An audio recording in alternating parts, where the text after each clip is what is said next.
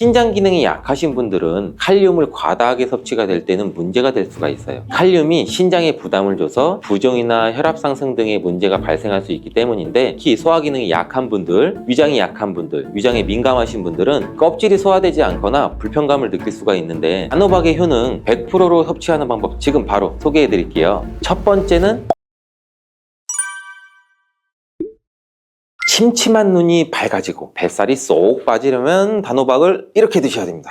호박이 넝쿨째 굴러 떨어졌다 라는 표현 굉장히 많이들 들어보셨죠? 큰 힘을 들이지 않으면서 우연하게 좋은 일이 생기거나 큰 성과를 거둘 때 이런 속담이 쓰이죠. 옛부터 단호박 자체는 그 자체로 맛있고 영양가가 풍부한 식품으로 굉장히 많은 사랑을 받아온 채소예요. 이 맛있는 단호박이 우리의 건강에 다양한 효능을 제공하는 사실도 여러분들도 많이 아실 거예요. 단호박의 효능, 그리고 단호박에 대한 건강한 삶을 사는 데 도움이 되는 정보들 우리 한번 같이 알아볼게요.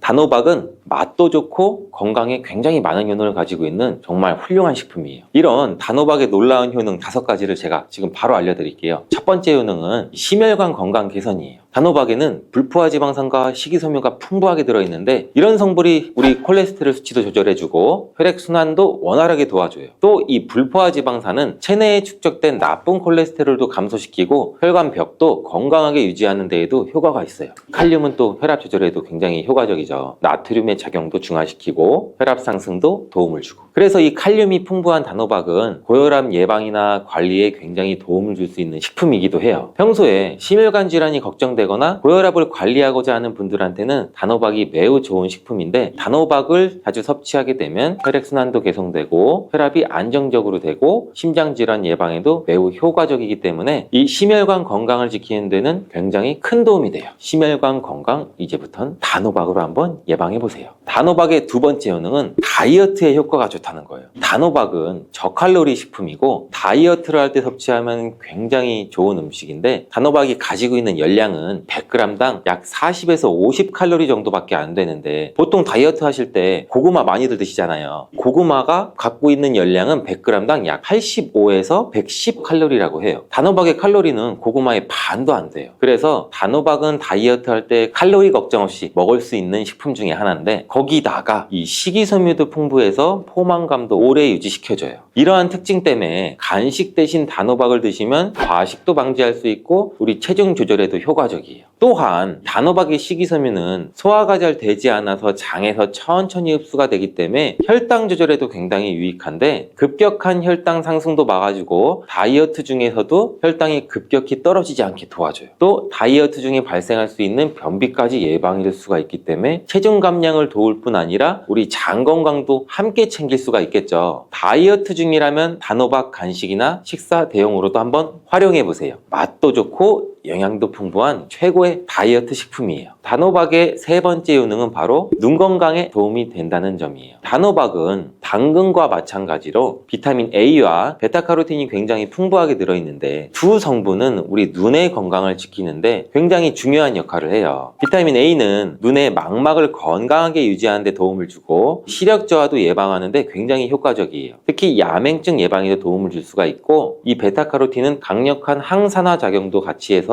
우리 눈의 피로도 덜어져요. 눈의 노화를 늦추는데도 도움을 줄 수가 있겠죠. 혹시 하루 종일 스마트폰을 보고 모니터를 많이 보고 계시지 않으세요? 화면을 계속 들여다보는 현대인들한테는 단호박에 들어있는 비타민 A, 특히 중요한 영양소라고 할 수 있는데, 눈이 피로하거나 건조감을 느끼시는 분들한테는 단호박은 자연적인 해결책이 또 될 수가 있어요. 단호박을 섭취하면 눈 건강도 지키고 나이가 들면서 생길 수 있는 시력 저하나 노화 방지에도 도움을 줄 수 있는 식품이에요. 단호박은 정말 건강에 많은 이점이 있는 식품이죠. 단호박의 놀라운 효능 네 번째는 면역력 강화죠. 단호박에는 비타민 C와 아연이 풍부하게 들어있죠. 비타민 C는 면역세포를 활성화시켜서 감염 예방에 큰 도움을 주고, 아연은 또 백혈구의 생성도 돕고 체내에서 염증 반응도 조절하고, 단호박은 면역력도 길러주는 성분도 들어있다. 이렇게 알고 계시면 되는데, 겨울이나 특히 환절기, 감기나 독감 예방을 위해서도 면역력 증가도 원하시면 단호박을 또 꾸준히 섭취하는 게 굉장히 좋은 식습관이 되겠죠. 또 자주 피로감을 느끼거나 감기나 이런 데 쉽게 노출되시는 분, 단호박이 아주 좋은 식품이라는 거 알고 계시면 분명 도움이 되실 거예요. 단호박의 5번째 효능은 부종과 붓기를 개선하는 데 도움을 주는 거예요. 붓기에 호박이 좋다는 거 모르시는 분들 없을 거예요. 우리가 수술이나 시술을 받고 얼굴이 부을 때 약국만 가더라도 단호박즙 하시는 것도 많이 보셨을 거예요. 단호박에는 칼륨이 풍부하다고 말씀드렸는데 이 칼륨은 우리 몸에 있는 나트륨과 균형을 맞추고 몸 안에 불필요한 수분을 배출하는 역할을 해요. 그래서 부종도 완화하고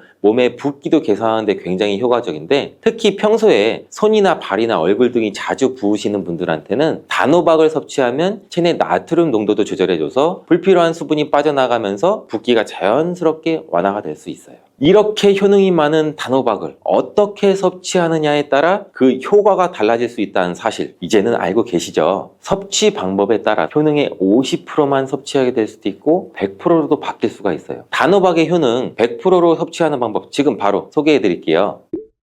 첫 번째는 껍질까지 섭취하는 거예요. 단호박의 껍질은 과육과 견주어봐도 손색 없을 정도의 많은 영양소를 포함하고 있어요. 단호박의 껍질에는 대부분 폴리페놀이라는 게 함유되어 있고 드실 때는 꼭 껍질까지 함께 드시는 게 굉장히 중요한데, 단호박 껍질에는 단호박 속 알맹이에는 없는 페놀산이 들어있어요. 페놀산은 우리 노화도 방지해주고 혈액순환도 도와줘서 심혈관 질환 예방에도 굉장히 효과적이에요. 또 이 껍질에는 비타민 A랑 C 이러한 항산화 물질들이 포함되어 있어서 피부 건강과 면역력 강화에도 굉장히 효과적이에요. 그래서 단호박을 섭취할 때는 꼭 껍질까지 함께 드시는 게 좋은데, 물론 껍질을 드실 때는 꼭 깨끗하게 세척을 하고 농약이나 불순물 같은 게 묻어있지 않은지 잘 확인하고 드시는 게 중요하겠죠. 그리고 껍질이 두껍고 질기게 느끼신다면 부드럽게 찌거나 껍질째 구워서 섭취하면 훨씬 더 편안하게 드실 수가 있어요. 단호박은 버릴 게 하나도 없는 채소인데 호박잎도 몸에 굉장히 유익하다는 거 혹시 알고 계시나요? 호박잎은 비타민 A랑 C랑 칼슘, 철분이 풍부해서 뼈 건강에도 도움이 되고 항산화 성분도 많고 우리 몸에 염증도 들여주고 소화 기능을 돕는 데도 굉장히 효과적이에요. 특히 피로 회복에도 좋고 우리 몸에 독소를 배출하는 데도 도움을 줄 수가 있는데, 호박잎은 찜이나 국, 볶음 등으로 다양하게 요리해서 섭취할 수가 있고, 호박잎을 섭취하는 것도 단호박을 더 효과적으로 활용하는 좋은 방법이니 버리지 말고 꼭 같이 요리해서 드셔보세요. 단호박을 드실 때 호박씨 빼놓을 수 없죠. 호박씨가 수면내에 도움을 준다는 거 혹시 들어보셨어요? 호박씨에는 트립토판이라는 성분이 들어있어서 이 성분은 수면 개선에 큰 도움을 줄 수 있는 성분이에요. 트립토판이라는 성분은 우리 수면 리듬을 조절해주는 세로토닌과 멜라토닌으로 변환이 되는데, 불면증이나 수면의 질이 낮은 분들한테는 호박씨는 정말 유용한 식품이에요. 이 호박씨에는 또 단백질과 건강한 지방이 풍부해서 혈당 조절에도 도움을 줄 수가 있는데, 혈당이 급격히 오르거나 내리는 것도 막아주고 당뇨병 예방에도 굉장히 효과적이에요. 그래서 호박씨는 다이어트에도 매우 좋고 식사 후 간식으로 섭취하면 또 포만감도 오래 유지시킬 수가 있겠죠. 여담으로 우리 왜 다른 사람 단점을 뒤에서 막 얘기하는 거 보고 뒷담화 한다고 하잖아요. 근데 비속어로 호박씨 깐다 이러잖아요. 과연 어떤 것 때문에 이런 이야기가 나왔을까요? 저도 궁금해요. 혹시 아시는 분들 댓글 한번 달아주세요. 이렇게 단호박은 아주 건강에 좋은 식품인데 섭취할 때도 당연히 주의사항이 있어요. 건강을 지키기 위해서 몇 가지 단호박 섭취 시 유의사항을 알려드릴게요.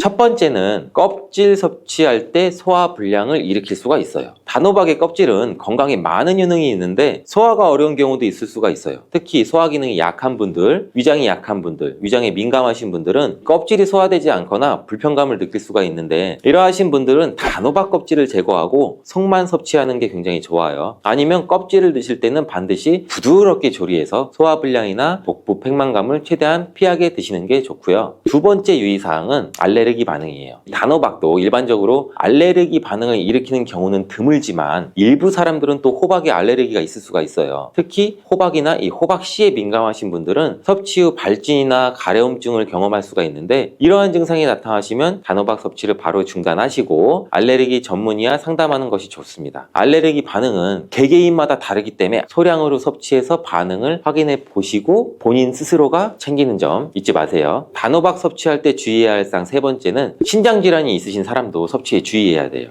단호박은 아까 칼륨이 풍부한 식품이라고 말씀드렸잖아요. 신장 기능이 약하신 분들은 칼륨을 과다하게 섭취가 될 때는 문제가 될 수가 있어요. 칼륨이 신장에 부담을 줘서 부종이나 혈압 상승 등의 문제가 발생할 수 있기 때문인데, 신장 질환이 있으신 사람은 칼륨 섭취를 조절해야 되므로 단호박을 섭취하기 전에는 반드시 의사와 상담하시는 것이 중요한 부분 중에 하나예요. 신장에 문제가 있으신 분들은 단호박 섭취 시 본인에게 맞는 양도 적절히 섭취해서 적당히 드시는 게 굉장히 중요합니다. 단호박 섭취 시 주의사항 네 번째는 다이어트 시 과잉 섭취예요. 단호박은 다이어트에 굉장히 좋은 식품이라고 말씀드렸잖아요. 근데 다이어트에 도움이 되는 단호박도 조리 방법에 따라서 칼로리가 달라질 수가 있어요. 예를 들어 단호박을 버터나 크림이나 고칼로리 재료와 함께 조리하게 되면 그만큼 칼로리가 높아져서 다이어트에 좋지 않을 수가 있겠죠. 다이어트를 하시는 분들은 단호박을 찌거나 구운 방법으로 조리해서 고칼로리 재료를 피하는 것이 건강하고 성공적인 다이어트를 위해서 꼭 필요합니다. 또한 단호박에 포함된 당분은 비교적 낮지만 당뇨가 있으신 사람도 과도하게 섭취하지 않도록 주의해야 돼요. 마찬가지로 다이어트 중에도 혈당의 급격한 상승을 막기 위해서 적정량 섭취하는 것이 중요한 포인트예요.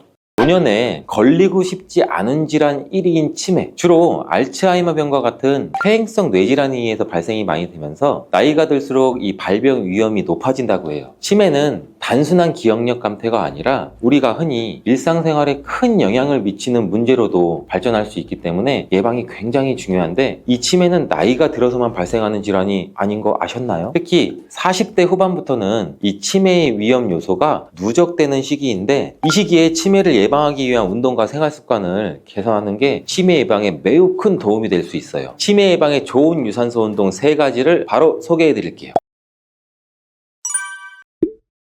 이렇게 하루 1분만 하시면 뇌 기능이 살아나고 치매가 예방됩니다. 혹시 기억력이 요즘 들어 안 좋아졌다고 느끼시는 분 있으신가요?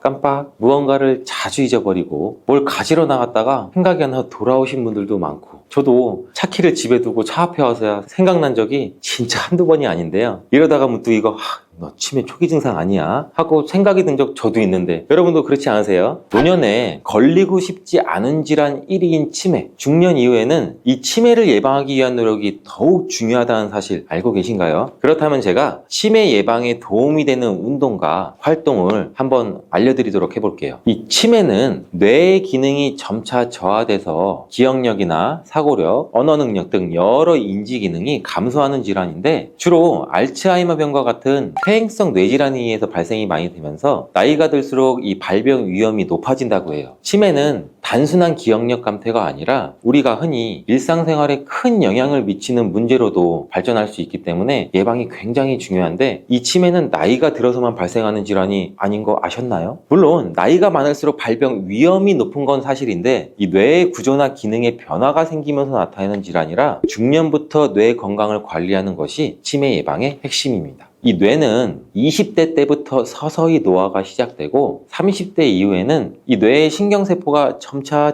줄어들기 시작하는데, 그래서 이 중년부터 정신적, 신체적 자극을 계속적으로 주지 않으면 이 뇌의 기능이 빠르게 저하될 수가 있거든요. 특히 40대 후반부터는 이 치매의 위험 요소가 누적되는 시기인데, 이 시기에 치매를 예방하기 위한 운동과 생활 습관을 개선하는 게 치매 예방에 매우 큰 도움이 될 수 있어요. 이미 중년이 지나신 노년분들, 치매를 예방하기에는 너무 늦었다고 생각이 드시나요? 혹은 경미한 증상이 있으시다고 생각되시는 분들 주목해주세요. 노년기 분들 또한 이 기억력 감퇴를 막을 수 있게 뇌를 꾸준하게 자극하고 신체를 건강하게 유지하는 습관을 만드시고 적절한 치료를 하신다면 진행을 늦추거나 관리하실 수 있어요. 혹시 치매를 예방하는 습관 중에는 운동이 그래도 가장 중요한 부분을 차지한다는 거 알고 계셨나요? 이 운동이 치매 예방에 미치는 효과가 크다는 것은 굉장히 많은 연구와 논문들로 인해서 밝혀졌는데, 우리나라에서 메인 병원 중에 하나죠. 삼성서울병원에서는 한국인이 치매에 걸리는 가장 큰 원인이 신체활동 부족이라고 연구 결과를 내놓은 적도 있어요. 이 연구에서는 신체활동 부족이 치매 발병 요인의 약 8.1%를 차지했고, 당뇨병과 고혈압 수치랑 비교했을 때 당뇨병은 한 4.2%, 고혈압은 2.9%라고 해요. 이에 비해서 월등히 높은 비율이죠. 그렇다면 이렇게 치매 예방에 중요한 운동, 하루에 한 번씩 근처 공원으로 우리 모두 가벼운 산책하시는 분들 있으시죠? 이런 걷기 운동이 과연 치매 예방에 도움을 줄까요? 아쉽게도 여러 전문가들이 얘기하는 치매 예방 운동은 천천히 뒷짐지고 걷는 것보다는 산보가 아니죠. 조금 강도가 있는 유산소 운동입니다. 이 유산소 운동은 뇌에 산소와 영양분을 공급해서 혈액순환을 촉진시키고 우리 뇌 건강을 유지하는 데 매우 중요한 역할을 하는데, 이렇게 가볍게 걷는 것보다는 심장 박동수가 조금 더 올라가고 숨이 조금 가빠오는 정도를 얘기하는 거예요. 지금 제가 말씀드리는 건. 이런 운동에는 어떤 게 있을까요? 치매 예방에 좋은 유산소 운동 3가지를 바로 소개해 드릴게요.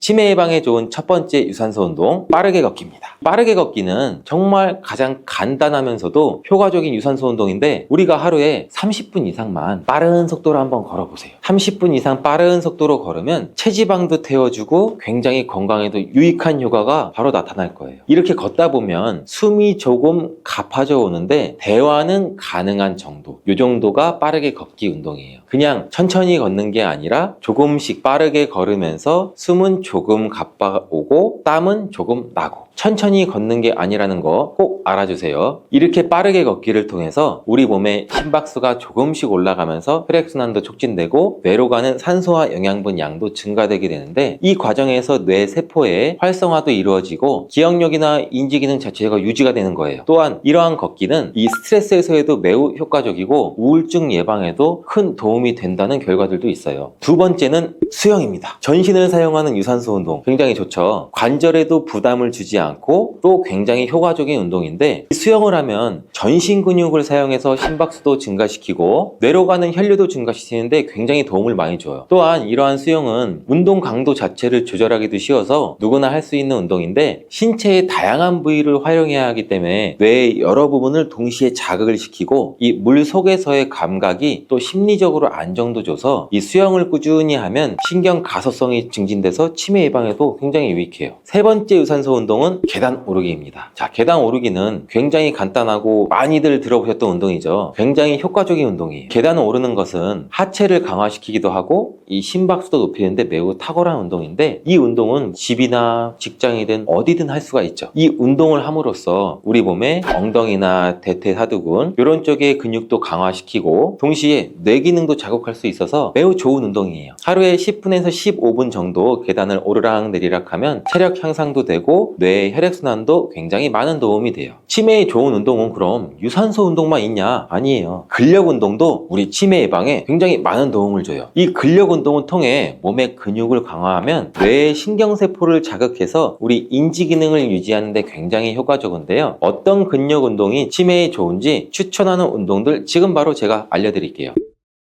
첫 번째로 근력 운동은 저항 밴드 운동이에요. 저항 밴드가 뭔지 생소하시는 분들도 계시죠. 근데 이 저항 밴드라는 건 주위 생활용품에서 쉽게 구매할 수가 있는 고무 탄성이 있는 밴드인데, 쉽게 말해 노란 고무줄이 굉장히 크고 두껍게 있다고 보시면 돼요. 이런 밴드도 가격도 부담스럽지도 않고 부피도 작고 가벼워서 실은 요가나 체조를 좋아하시는 분들은 집에 하나씩 가지고 있는데, 이 저항 밴드를 활용하면 근력 운동도 쉽게 할 수 있어요. 이 운동은 팔과 다리, 복부 다양한 부위로 운동할 수도 있고 또 관절에 무리도 가지 않으면서 근육을 강화할 수 있는데, 집에서도 이 밴드 하나면 간단히 할 수 있어 꾸준히 실천하기 굉장히 좋은 운동이에요. 이 저항 밴드를 이용한 운동은 정말 유튜브에서도 굉장히 많이 다양하게 나와 있으니까 찾아보면서 운동법을 익히시는 것도 굉장히 중요합니다. 하루 10분에서 15분 정도 이 저항 밴드를 이용한 운동을 하면 근육도 강화시키고 우리 뇌의 신경 연결도 자극할 수 있으니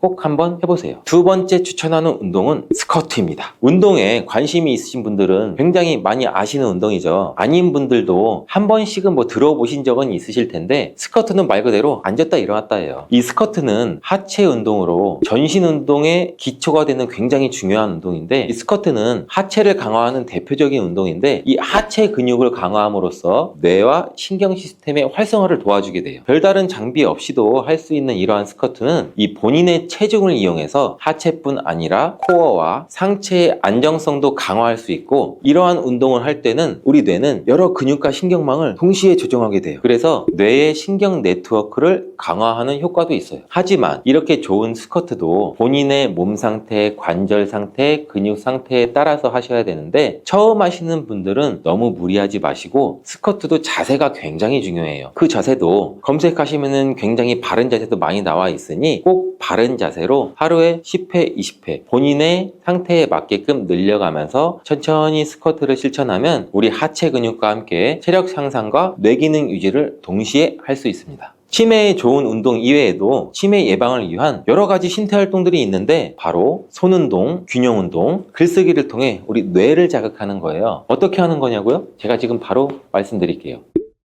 첫 번째 활동은 손운동이에요. 손은 뇌와 밀접한 관계가 있는 부위인데 우리 애기들한테 하는 잼잼 있죠. 이 운동이 뇌 발달에 굉장히 좋은 영향을 준다는 거 들어보신 분들도 굉장히 많으실 거예요. 이렇게 우리가 손을 많이 사용하게 되면 이 뇌의 감각과 운동 기능을 자극할 수 있는데, 쉽게 하실 수 있는 손 운동에는 예를 들어 뭐 그림 그리는 거, 또 뇌랑 같이 이렇게 할 수 있는 퍼즐 맞추기, 뜨개질, 바느질, 굉장히 다양한 게 있죠. 손으로 하는 활동들은 뇌를 자극하고 인지 기능을 유지하는 데 굉장히 효과적이고, 또한 이 손운동은 뇌의 신경회로를 활성화시켜서 뇌 기능을 개선하는 데 큰 도움이 돼요. 두 번째 활동은 균형 운동이에요. 이 균형을 잡는 운동은 낙상을 예방하고 신체의 협응력을 향상시키는 데 굉장히 효과적인데, 특히 한 발로 서기, 태극권 같은 거고도 막 이런 식으로 한 발로 서서 하시죠. 이 태극권 같은 이런 운동들은 균형을 잡으면서 동시에 또 뇌도 자극해줘요. 이 균형 운동을 꾸준히 하면 우리 코어도 같이 기를 수도 있고, 공간 인식 능력도 향상되고, 치매 예방뿐 아니라 낙상 예방에도 도움이 되므로 노년분들한테는 특히 더 필요한 운동이라는 거 꼭 기억해 주세요. 그리고 세 번째 활동은 글쓰기입니다. 이 글쓰기는 우리 뇌의 창의성, 기억력, 집중력을 자극하는데 매우 효과적인 활동인데요. 일기 쓰기나 창작 쓰기, 글쓰기 이런 걸 통해 우리 뇌의 신경회로를 활성화시키고 인지 능력 또한 향상시킬 수 있어요. 또한 펜을 잡고 글을 쓰는 데는 손의 미세한 근육까지 조절해서 사용하게 되는데, 이렇게 섬세한 영역의 근육을 사용하는 것은 우리 뇌의 여러 가지 부분들에 상호작용을 하게 돼서 매일 일정 시간을 할애해서 글을 쓰는 것은 뇌를 자극하는 굉장히 훌륭한 방법이에요. 혹시 일기나 글쓰기에 소질이 없으신 분들 있으신가요? 이런 분들은 좋아하는 시집이나 문구를 따라쓰기, 필사하는 것만으로도 뇌에 좋은 자극도 주고 우리 마음도 편안해지잖아요. 무엇을 써야 좋을지에 대한 걱정은 하시지 마세요. 자유롭게 쓰고 싶은 거 쓰시면 돼요. 이렇게 치매에 좋은 운동과 활동에 대해 알아봤는데, 그렇다면 치매를 악화시키는 습관이 있다는 거 아시나요? 3살 뻘은 8까지 간다는 말 많이 들어보셨죠? 한번 버릇을 들여놓으면 고치기는 굉장히 힘들어요. 그래서 제가 매일 말씀드리죠. 좋은 습관을 가지는 게 가장 중요하다고. 치매의 안 좋은 습관 꼭 알아두고 반드시 피해야 합니다. 치매 발병을 가속화시키고 반드시 피해야 할 습관 뭐가 있는지 제가 지금 바로 알려드릴게요.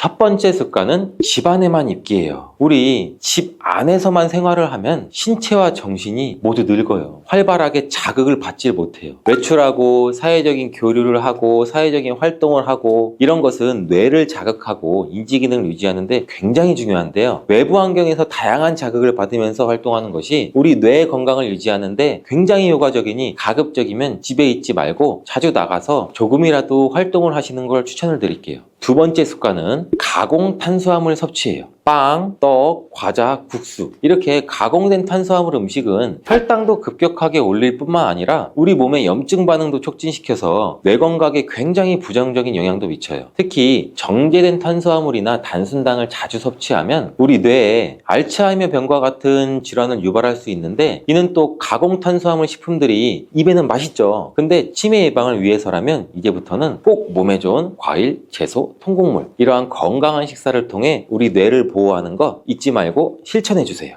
나이가 들수록 단백질이 더 중요하다는 말을 들어보신 분들도 굉장히 많이 있을 거예요. 단백질을 충분히 섭취하지 않으면 근육량이 급격히 줄어들게 되는데, 이렇게 되면 또 근력도 같이 약화되고 근감속증을 유발시킬 수도 있어요. 또 단백질로 구성되어 있어요. 그래서 충분한 단백질을 공급받지 못하면 우리 몸은 뇌 기능이 떨어지고 치매나 인지 기능 저하의 위험도 점점 커질수도 힘들고, 그래서 혼자 지내시는 분들은 더욱더 단백질 섭취가 어렵기도 해요. 50대 이후에 근육이 많이 빠졌다면 이것을 드시면 됩니다. 요새 들어 몸이 예전 같지 않다고 느끼시는 분들 굉장히 많은가요? 만약 그런 분들이 계신다면 몸에 단백질이 부족한 것을 의심해 볼 수도 있어요. 나이가 들면서 왜 단백질 섭취가 중요한지, 그리고 그에 따른 여러 가지 사실들을 알아보라고 하는데, 나이가 들수록 단백질이 더 중요하다는 말을 들어보신 분들도 굉장히 많이 있을 거예요. 우리 몸에 필수 영양소라는 단백질, 이 단백질 섭취가 중요한 이유, 제가 바로 5가지를 알려드릴게요. 첫 번째로 근감소증 예방이 있어요. 자, 나이가 들면 근육량이 자연스럽게 줄어들게 되는데 이를 근감소증이라고 해요. 근감소증은 우리 근육이 빠르게 줄어드는 질환으로, 단백질은 근육을 구성하는 주요 성분 알고 계시죠? 단백질을 충분히 섭취하지 않으면 근육량이 급격히 줄어들게 되는데, 이렇게 되면 또 근력도 같이 약화되고 근감소증을 유발시킬 수도 있어요. 이러한 단백질이 부족하게 되면 그 진행이 훨씬 더 빨라질 수가 있는데, 근육이 줄어들게 되면 일상생활을 하기 굉장히 불편해지고,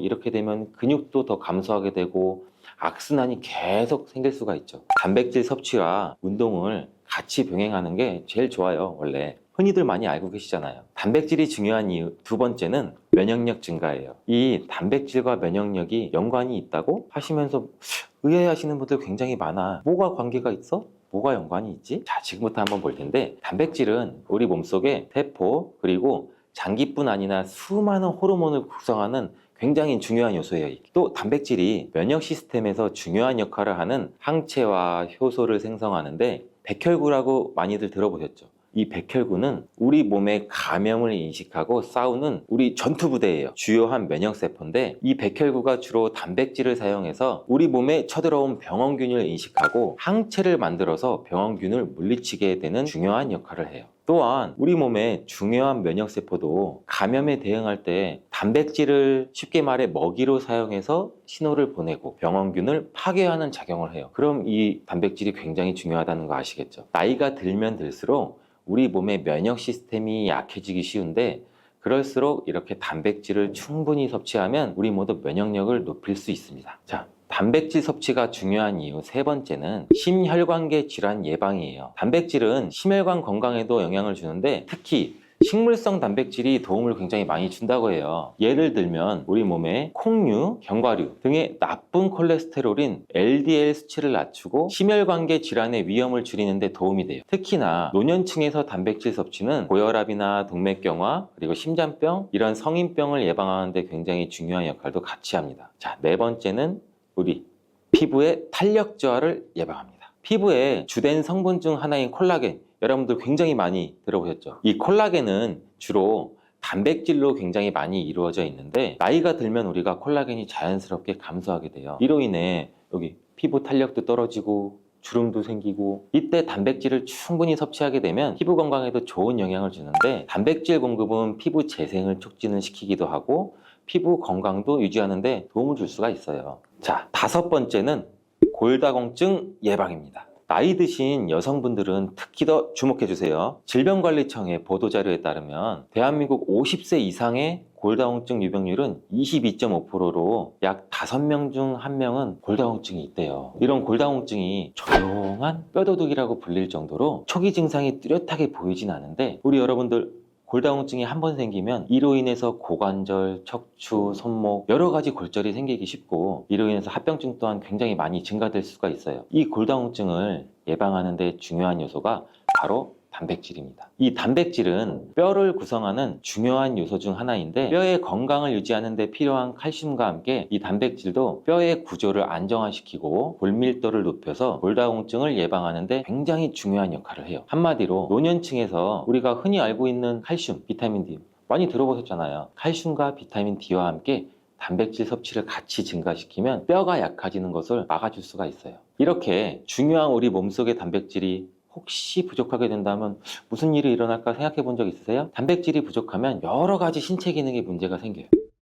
첫 번째는 인지 기능 저하, 치매. 단백질 부족이 치매를 유발한다니 굉장히 새로운 사실이죠. 연구에 따르면 단백질이 뇌 건강을 유지하는 데 아주 중요한 역할을 한다고 하는데, 특히 기억력에 굉장히 많은 영향을 줘요. 단백질은 뇌에서 신경 전달 물질을 만들고 뇌세포의 구조를 유지하는 데 굉장히 많이 도움을 줘요. 학습과 기억력에 영향을 주는 이러한 시냅스에서 발생하는 신경 전달 물질을 방출을 시키고 이거를 받아주는 수용체를 활성화하고, 이런 것들이 대부분 단백질에 의해 조절되는데, 예를 들어 NMDA 수용체와 AMPA 수용체는 이 기억 형성에 중요한 역할을 하면서 이것들은 모두 단백질로 구성되어 있어요. 그래서 충분한 단백질을 공급받지 못하면 우리 몸은 뇌 기능이 떨어지고 치매나 인지 기능 저하의 위험도 점점 커질 수가 있다는 가능성이 있다는 거예요. 우리가 이 단백질 섭취가 우리 몸에 얼마나 중요한 영향을 끼치는지 다시 한번 아셨죠? 또한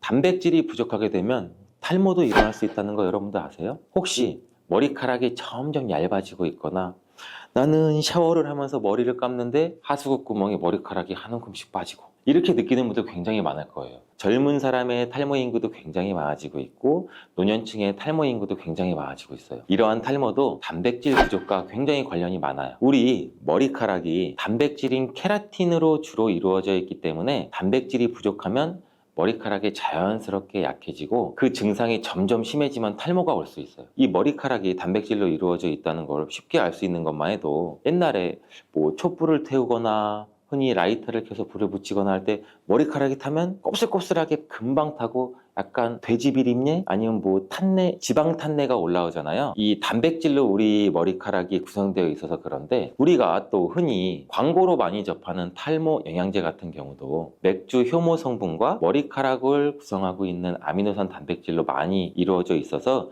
그 영양제의 대부분이 맥주 효모와 단백질로 구성이 되어 있는 것을 보면은 쉽게 이해가 가실 거예요. 그러니 건강한 모발을 생각한다면 단백질을 잊지 말고 섭취하시는 게 맞겠죠? 그런데 말입니다. 왜 노년층이 단백질을 더 많이 섭취해야 하는 걸까? 젊은 사람보다 더 중요한 이유가 있을까요? 그 이유는 노년층은 근육이 자연스럽게 감소가 돼요. 또 신진대사도 느려져서 우리 몸의 기초대사량이 감소하기 때문에 체지방률이 증가할 수가 있고 단백질의 체내 합성 능력 또한 떨어지게 돼요. 그러면 어떻게 될까요? 이러한 근육량이 줄어들게 되면 그만큼 여러분들의 신체 활동도 힘들어지면서 일상생활에서 어려움을 겪을 수가 있는 거예요. 그래서 노년층은 단백질을 충분히 섭취해서 근육을 유지하는 게 정말 중요해요. 근데 노년층은 소화 기능이 떨어지기 때문에 사실 고기나 생선 같은 이러한 동물성 단백질을 섭취하는 게 굉장히 불편할 수가 있어요. 또 나이가 드시면서 식사량 또한 감소가 될 수가 있고, 식사 준비의 번거로움도 매끼 단백질을 챙겨 먹고 하는데 어려움을 주는 게 사실이에요. 혼자 챙겨 드시기 굉장히 힘드시잖아요. 누가 차려주면 좋지만 그런 환경을 만드시는 분들도 굉장히 또 힘들고, 그래서 혼자 지내시는 분들은 더욱더 단백질 섭취가 어렵기도 해요. 어떤 분들은 체중 증가를 걱정하시면서 단백질이 고칼로리라고 생각해서 드시기를 꺼려 하시고, 그렇다고 해서 섭취하기 어렵다고 단백질의 섭취를 멀리해서는 절대 안 됩니다. 우리 몸에 이렇게 필수적인 단백질을 충분히 섭취하기 좋은 음식에는 그럼 과연 무엇이 있을까요? 제가 지금 바로 알려드릴게요. 단백질을 섭취하기에 좋은 추천 음식 4가지를 바로 소개해드리면, 첫 번째, 계란입니다. 사실 단백질 하면 가장 먼저 떠오르는 식품이 계란이죠. 운동을 굉장히 많이 하는 분들도 계란도 많이 먹고, 이 하루에 필요한 단백질의 20%를 계란으로 섭취할 수 있다는 거 아셨나요? 특히 계란의 단백질은 단백질로 분류하게 되는데, 이는 우리 몸이 제대로 기능하는데 필요한 필수 아미노산을 포함한다는 거예요. 계란은 단백질뿐 아니라 비타민 A, D, E도 함유하고 있어서 건강에 매우 좋은데, 자연적으로 비타민 D를 함유하고 있는 드문 식품 중 하나예요, 이 계란이. 또한 계란 노른자에는 칼슘, 구리, 요오드, 철분, 이렇게 미네랄 굉장히 많이 풍부하고 있는데, 이 계란을 먹으면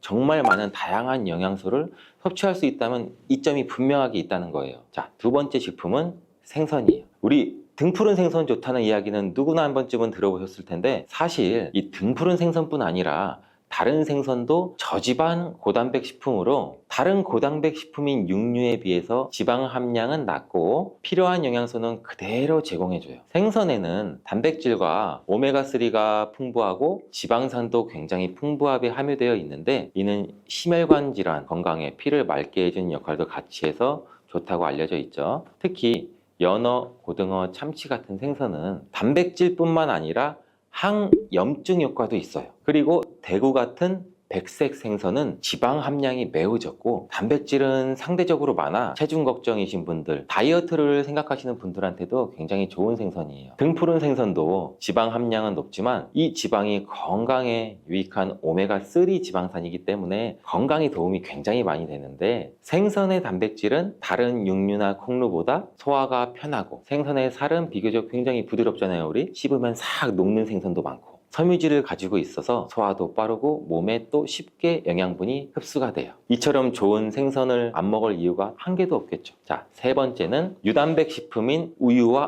요거트 같은 유제품이에요. 저도 우유랑 요거트 굉장히 좋아해요. 아이스크림을 먹어도 요거트 아이스크림, 우유도 굉장히 좋아하고 우유맛 나는 거 정말 좋아하는데, 이렇게 유제품을 섭취하면 칼슘도 함께 챙길 수 있어서 골다공증 예방에도 물론 도움을 줄 수는 있는데, 이는 유제품에 포함된 단백질은 잘만 선택을 하면 굉장히 고품질 단백질이 있는 것들도 많이 있습니다. 이 고품질 단백질은 우리 몸의 신체가 효율적으로 사용하고 필요한 아미노산을 모두 공급하는 단백질을 말하는데, 유제품에 포함된 주요 단백질은 이 카제인과 웨이로 두 가지 모두 필수 아미노산을 풍부하게 포함하고 있어요. 웨이 단백질이라는 것도 생소하실 텐데, 소화가 쉽기 때문에 웨이 단백질은 운동 직후 우유를 섭취하면 근육에 있는 아미노산을 빠르게 공급할 수 있어요. 또 카제인은 천천히 흡수돼서 장기간 일정 수준의 아미노산을 우리 몸에 제공해 근육 손실을 방지하는 데 도움을 줄 수가 있어요. 하지만 우유 제품을 먹으면 속이 더부룩하거나 불편하신 분들도 많으시죠. 많은 사람들이 유제품을 섭취할 때 소화 불편을 겪을 수가 있는데, 특히 락토스 불내증, 즉 유당불내증이 있는 경우에요. 어린이들도 유당불내증이 있는 어린이가 많아서 분유나 이런 걸 먹여야 되는데 유당이 안 들어간 제품 찾기도 굉장히 힘들었고, 또 어떠한 영양제를 먹여야 되는데 요새는 유당, 과당 들어간 제품들도 굉장히 많아서 유당이 없는 영양제를 찾는 경우들도 굉장히 많아요. 요새 시장은 굉장히 다양해져서 이런 게 없는 제품, 락토스 프리, 유당 프리인 제품들도 많아서 고를 수가 있지만, 이런 분들을 위한 락토 프리 우유, 치즈, 요구르트 등은 이 락토스가 거의 없거나 적은 제품들도 굉장히 많이 나와 있어요. 이 락토스 불내증이 있는 사람들도 이런 유제품은 문제없이 섭취가 할 수 있는데, 소화가 어렵거나 내가 힘드신 분들은 참고하시면 될 것 같아요. 자, 네 번째는 콩류예요. 우리 콩류 또한 식물성 단백질로 굉장히 유명하죠. 콩류는 식물성 단백질을 제공하는 가장 대표적인 식품인데, 두부나 우유 같은 식품으로 쉽게 섭취할 수도 있고, 콩류와 같은 식물성 단백질은 고기와 유제품과 같은 동물성 단백질에 비해 지방 함량이 굉장히 낮아요. 또한 콜레스테롤이 없는 특징도 갖고 있어요. 특히 콩, 렌틸콩, 병아리콩, 검정콩 굉장히 많잖아요. 이 콩류들이 굉장히 많은데, 다양한 종류의 콩류는 이렇게 필수 아미노산을 풍부하게 포함하고 있어서 우리가 신체가 필요로 하는 단백질을 고루고루 제공해요. 특히 고기나 생선 같은 동물성 단백질이 소화가 어려우신 분들한테는 두부나 비지찌개 같은 소화가 잘 되면서 단백질도 섭취할 수 있는 이렇게 일석이조, 이러한 콩류가 굉장히 좋은 단백질 식품이에요. 꼭 한번 기억해 주시길 바래요. 이렇게 몸에 필수적인 단백질, 음식만으로 과연 충분히 섭취하면 좋겠지만 그게 어려운 경우도 굉장히 많아요. 이때 단백질 보충제도 좋은 선택도 될 수 있습니다. 운동 전후에 빠르게 단백질을 우리가 보충하고 싶을 때 굉장히 많잖아요. 식사를 통해 충분한 단백질을 섭취하기 어려운 경우는 보충제가 굉장히 유용한데, 마트나 인터넷에서 쉽게 찾을 수 있는 단백질 파우더나 고단백 프로틴바를 이용하면 간편하게 단백질을 빠르게 보충할 수도 있어요. 하지만 이렇게 간편하게 섭취할 수 있는 제품을 몸에 좋다고 많이 섭취하게 되면 좋을까요? 과량 섭취할 때도 큰 문제가 될 수가 있어요. 한 번에 우리가 과도한 단백질을 섭취하면 신장에서 부담을 줄 수가 있고, 또 우리 몸에 불필요하게 지방으로 쌓일 수가 있죠. 단백질의 하루의 권장 섭취량은 성인 기준 몸무게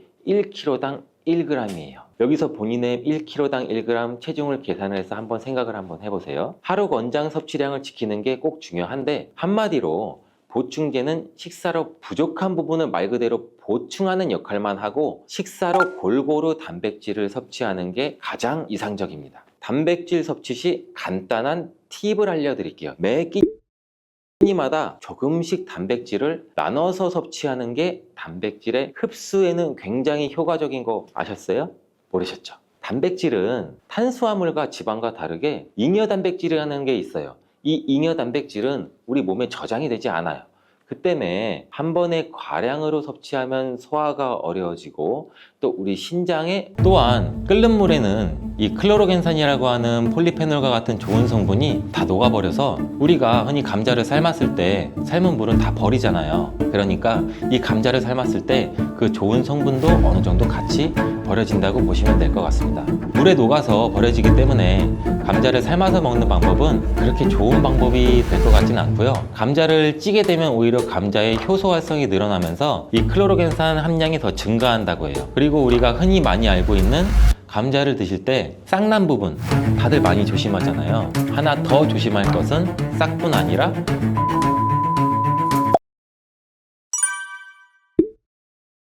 삶아 먹고 데쳐 먹고 쪄 먹고 볶아 먹고 전으로 부쳐 먹고 정말 다양하게 먹는 채소가 바로 감자인데요. 건강에 좋은 감자도 잘 알고 드셔야겠죠. 먼저 감자를 드실 때 어떤 거와 함께 먹으면 안 되고 주의해야 될 점은 무엇이 있을까요? 감자는 바나나와 함께 드시면 안 됩니다. 그 이유를 한번 알아볼까요? 바나나는 칼륨과 다양한 영양성분 그리고 식이섬유가 풍부해 에너지 공급과 다이어트에 좋기로 소문났는데요. 감자와 절대 함께 먹으면 안 된다니 정말 생각도 못하지 않나요? 나트륨을 배출하는데 도움을 주기로 유명한 칼륨은 바나나뿐만 아니라 감자에도 풍부하게 함유가 되어 있습니다. 함께 드시게 되면 칼륨이 몸속에 과다하게 들어오고 그렇게 되면 세포의 수분 균형이 깨져 근육과 신경에 과도한 이완을 초래할 수 있고 근육의 무력감과 만성 손발 저림을 넘어 심하면 심장 부정맥을 일으킬 수가 있습니다. 또 혈압 상승도 같이 일으킬 수가 있고 함께 드시지 않고 따로 드시게 되면 이 칼륨은 우리 몸에 정말 좋은 효능을 발휘하는데 몸속 나트륨을 배출할 뿐만 아니라 칼륨은 혈관을 확장해서 몸속의 노폐물도 원활하게 배출되도록 도와줍니다. 또한 이 감자의 풍부한 칼륨은 알칼리성으로 혈액의 산성화를 방지해서 뼈에서 칼슘이 빠져나가는 것도 막아주고 마그네슘과 같이 근육의 수축과 이완에 큰 도움을 줘서 다리나 종아리 근육의 갑작스러운 경련을 예방해주는 역할도 같이 해주기 때문입니다. 따라서 감자는 고혈압, 동맥경화, 뇌졸중 이러한 심혈관 질환뿐만 아니라 뼈와 근육의 건강에도 많은 도움을 주기 때문에 정말 다양하게 조리해서 맛있게 드실 수가 있습니다. 근데 여기서 우리가 조리할 때 주의할 점도 있어요. 바로 감자전이나 감자튀김은 우리 몸에 독이 될 수 있다는 것입니다. 감자튀김이나 감자전 굉장히 맛있죠. 정말 맛있죠? 케찹에 찍어 먹고 마요네즈에 찍어 먹고. 근데 이러한 감자전이나 감자튀김이 칼로리가 굉장히 높고 비만과 심혈관 질환을 유발할 수 있는 이 트랜스 지방이 굉장히 많이 포함되어 있어서 건강에 해롭다는 사실은 굉장히 많이 들어보셨을 거예요. 이 감자를 튀기게 되면 아크릴 아마이드라는 유해 물질이 굉장히 많이 발생하게 됩니다. 튀긴 감자 굉장히 맛있는데 감자와 고구마와 같이 이러한 탄수화물이 많은 식품을 굉장히 높은 온도로 굽거나 튀길 때 생성되는 이 아크릴 아마이드는 암을 유발하고 뇌신경의 단백질을 손상시켜 알츠하이머성 치매, 파킨슨병의 위험을 증가시킨다고도 알려져 있습니다. 이러한 이유로 아크릴 아마이드는 세계보건기구와 국제암연구소에서 유해물질로 지정된 매우 위험한 물질인데 이런 위험한 물질을 굳이 일부러 만들어 먹을 필요는 없겠죠. 그렇다면 튀김 말고 어떻게 먹어야 되나? 감자를 삶아서 소금이나 설탕을 찍어 먹는 것, 이것 또한 좋아하시는 분들 굉장히 많을 거예요. 근데 물속에 넣어서 삶는 것보다는 감자는 찜기에 쪄서 드시는 게 굉장히 좋습니다. 감자에는 클로로겐산이라고 하는 폴리페놀 성분이 다량 함유가 되어 있는데 이 폴리페놀 성분이 특히 좋은 기능을 굉장히 많이 해요. 이 폴리페놀은 항암 효과가 있고 항산화 작용도 굉장히 강력하기 때문에 세포의 손상을 방지하고 세포의 변형도 방지해주는 기능이 있어 항암 작용도 있다라고 알려져 있고 이 클로로겐산이 심장 질환의 위험성 정도도 감소시켜 줄 수 있습니다. 그리고 피부 건강에도 감자가 도움이 될 수 있는데 이는 과산화 지질을 방지해주는 기능도 있습니다. 지질, 지방, 기름이 과산화되는 것을 방지하기 때문에 특히 피부주름, 피부 노화 여러분들 굉장히 많이 심각하게 생각하시고 계시잖아요. 우리 주름만 없어도 피부가 노화가 안 돼도 이 탱탱한 살도 유지할 수 있을 텐데 이거를 막아주는데 감자의 클로로겐산이 굉장히 많은 도움이 될 수가 있습니다. 그리고 다이어트에도 도움이 될 수가 있는데 이 체지방을 분해해주는 효과도 있습니다. 이 클로로겐산이 지방을 분해하기 때문에 비만 방지와 다이어트에 도움이 될 수가 있고 또한 혈당 관리에도 도움이 될 수가 있습니다. 혈당이 급격하게 올라가는 것을 이 클로로겐산이 막아주는 기능이 있기 때문에 당뇨 예방과 혈당 관리에도 도움이 될 수가 있습니다. 근데 이 클로로겐산이 감자의 속살에 있는 게 아니고 감자의 껍질에 많이 들어가 있는데요. 이 감자 껍질 1g당 클로로겐산이 1mg이 들어가 있습니다. 따라서 우리가 감자를 드실 때 감자 껍질을 잘 닦아서 감자 껍질도 같이 함께 드시는 게 더욱 좋습니다. 감자를 조리할 때 클로로겐산의 함량이 변화가 될 수도 있는데, 이는 생감자 껍질 1g에 아까 클로로겐산 1mg이 들어가 있다고 제가 말씀드렸죠. 이게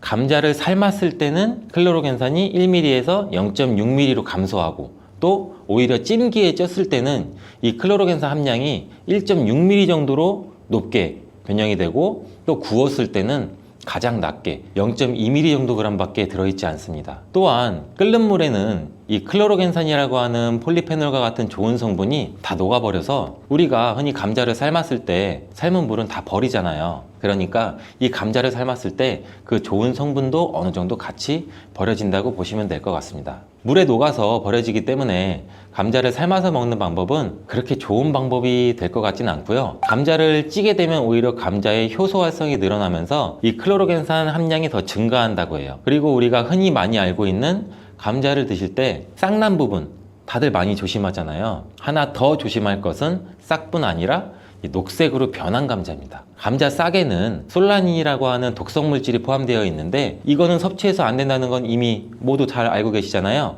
근데 감자가 녹색으로 변한 거 역시 솔라닌 함량이 증가했기 때문에 섭취하지 않는 것이 좋습니다. 솔라닌은 감자와 같은 가지과 생물이 이 스스로를 방어하기 위해서 생성하는 천연 살충제라고 보시면 돼요. 이 솔라닌은 독성이 굉장히 강해서 소량 섭취만으로도 이 두통이나 복통이나 구토, 식중독 증상과 같은 것을 유발할 수 있으며, 과도한 섭취는 호흡곤란까지 초래해서 매우 위험할 수 있어요. 뜨거운 열로 조리해서 우리는 솔라닌을 제거할 거야, 이렇게 생각하시는 분들이 굉장히 많은데, 이 솔라닌은 285도 이상으로 가열해야만 분해가 되므로 100도씨의 물로는 아무리 삶아도 이 솔라닌 독소는 없어지지 않습니다. 이러한 솔라닌은 햇빛에 노출될수록 솔라닌의 생성이 굉장히 빨라져 감자는 어두운 곳에 보관하고, 싹이 난 감자뿐만 아니라 초록색으로 변한 감자도 반드시 패기 바랍니다. 여기서 감자를 보관할 때 간단한 팁을 알려드리면, 보관하실 때 감자를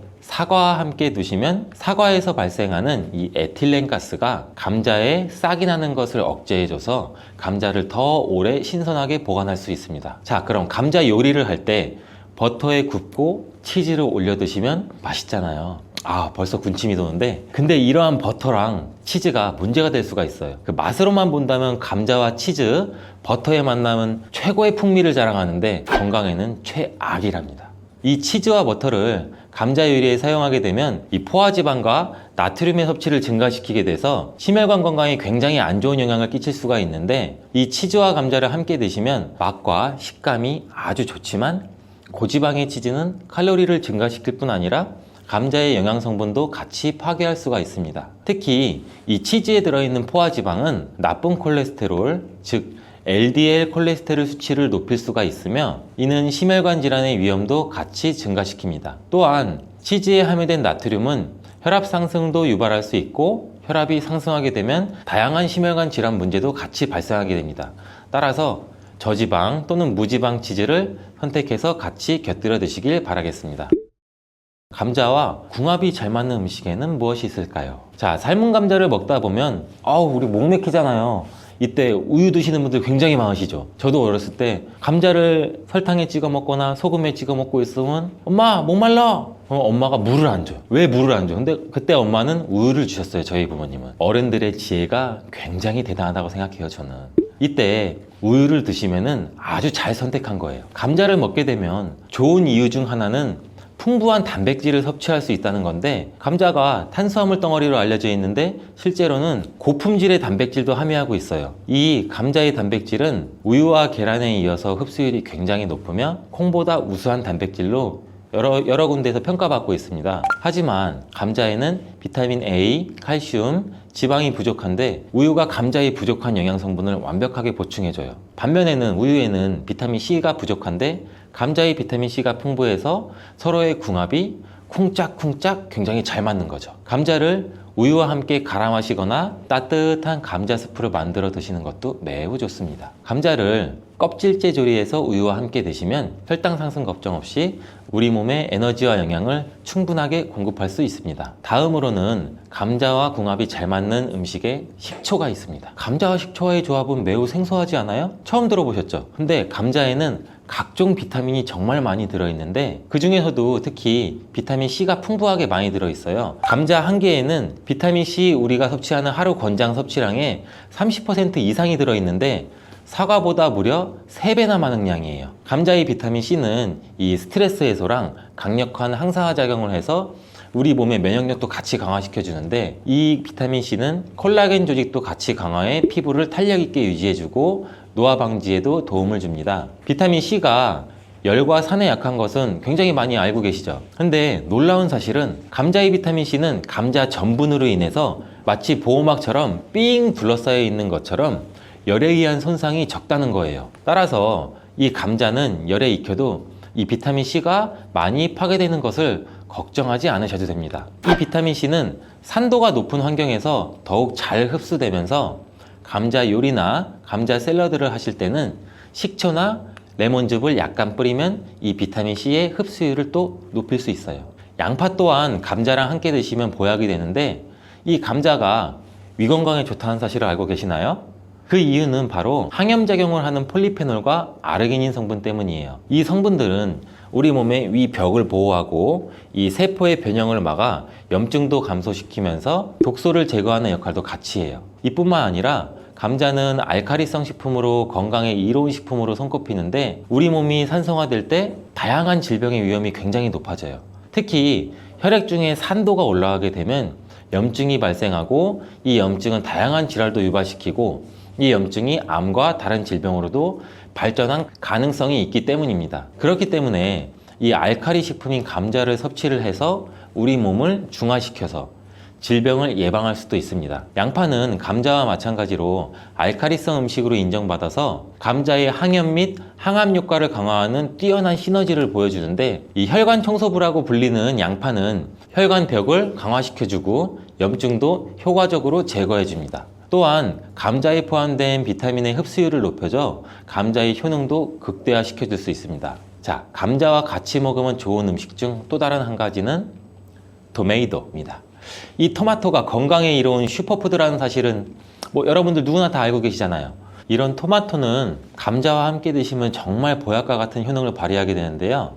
토마토와 감자를 함께 섭취하는 것은 항산화 물질과 비타민의 섭취를 증가시키며 특히 토마토의 라이코펜과 감자의 비타민 C는 함께 작용해서 신체의 항산화 작용을 극대화시켜줍니다. 이 둘의 만남은 우리 면역 체계를 강화시켜주고 염증도 감소시켜서 전반적인 우리 몸의 건강을 증진하는 데 도움을 줄 수 있습니다. 이 토마토와 감자는 심혈관 건강을 강화하고 혈압을 조절하는 데 도움도 줄 수 있는데 이 풍부한 섬유질과 항산화 물질은 장내 환경도 개선해 주기도 합니다. 또한 콩과 식물들도 감자와 함께 먹으면 정말 좋은데요. 이들은 함께 먹으면 균형 잡힌 영양 성분을 섭취하게 됩니다. 이 콩과 식물은 식물성 단백질, 섬유질, 철분, 마그네슘과 여러 비타민을 포함해서 심혈관을 건강하게 해주고 소화기관의 건강 개선과 혈당 조절에 훌륭한 효능을 발휘합니다. 따라서 당뇨병도 예방할 수 있고 혈당을 조절해주면 혈관이 건강하게 유지되고 혈관의 건강은 또 치매 예방에도 큰 역할을 해주는 거예요.